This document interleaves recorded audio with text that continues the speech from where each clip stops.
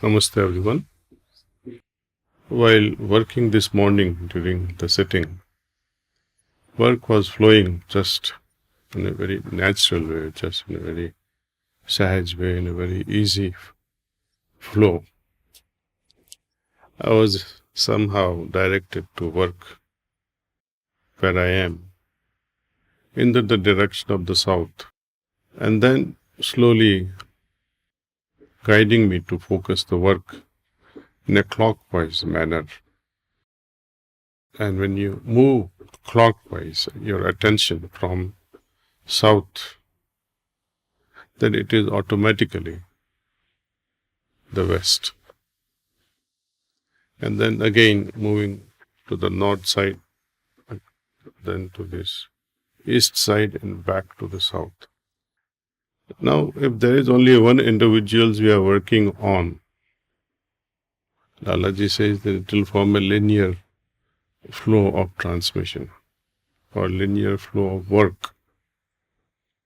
So when you work just this way and this way, it forms a cross. And then when you start working on the first chakra, the heart chakra of that individual in the south, the flow will go straight, energy will move towards the right. Similarly, when from here I work with an attention on the person on the west side, energy will move that side in a right clock fashion. So if you imagine it this way, when I'm working, I didn't have time, otherwise I would have drawn proper graphics for you. So suppose you are seated here and requested to work this way, and then the flow will go this side. The work, clockwise work. Now when you pay attention to the west side, and then its right side flow will work, you see. Similarly, when you move your attention to the north side and work right side. Similarly, when you go this way, east side, and try to work, it will form. So you see what it formed here? Okay. It formed a swastika. You're working in all directions. Not only that, you see the idea of Bindu is there in our Shastras. These are all symbols. Lalaji says, circle means nothingness. When we work with an idea of nothingness, you are not creating ripples, neither for yourself nor for others. Otherwise, you anticipate gratefulness, thankfulness, indebtedness. In our parampara, Abhyasi owes nothing to the masters, at least from what I see and witness. Does Guru expect anything from an Abhyasi? Not at all. Nothing whatsoever. But it becomes our responsibility as disciples, Abhyasis, associates, to perform our duties from all these three levels. If you pay attention, I have classified, just as we have seekers, we have Abhyasis, we have so-called followers, staunch Abhyasis, dedicated Abhyasis, those who are disciples. There's a hierarchical states of Abhyasis.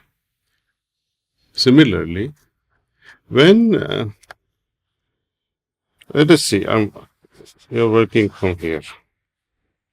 And now, instead of the first chakra going, and even your work becomes anti-clockwise. So when you think of the three chakras below the heart and 12 chakras above the heart, it forms multiple spheres, multiple dimensions. And all of them are working like wills within the wills.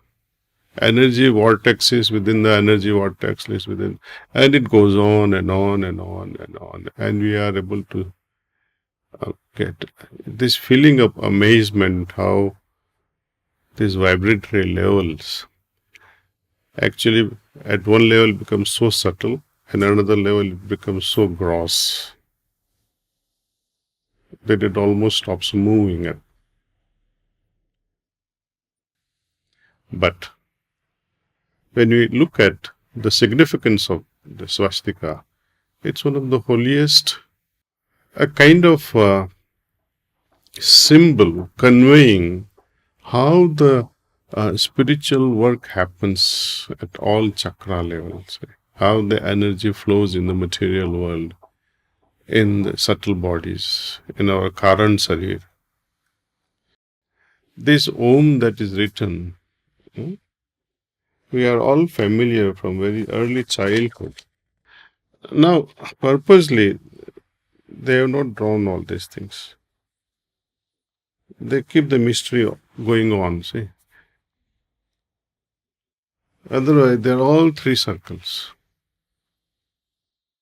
Circles within the circles, you see. And if you see this is going this way, this is going this way, this is going this way. Some clockwise, anti-clockwise, and it just whirls around. These are energy movements. And also this depicts these three circles, the bigger ones especially. They represent Sat, Raj and Tam. When Sat is there and Tam is there, automatically Rajas will be formed. Also, when we work from the middle level, from the heart level, it forms its own circle. When we work on the Brahman, it forms its another circle. And when we work below this Pinda, it forms another level of circle. So it represents many dimensions in one go with one symbol. And again, this significance of little bindi in one of the circle is to represent that, yes, whether you are working with certain attitude of sattvic bhava or rajasic bhava or tamasic bhava, try to attain this akarmic level. Lord Krishna talks about this karma, vikarma and akarma. Again, the significance is to arrive at nothingness, whether you are working in a farm or you are offering some prasad to the Lord or worshipping as a yogi. It is an offering of the self, your own self. Nothing less will do. The idea of annihilation is hidden behind this zero circle.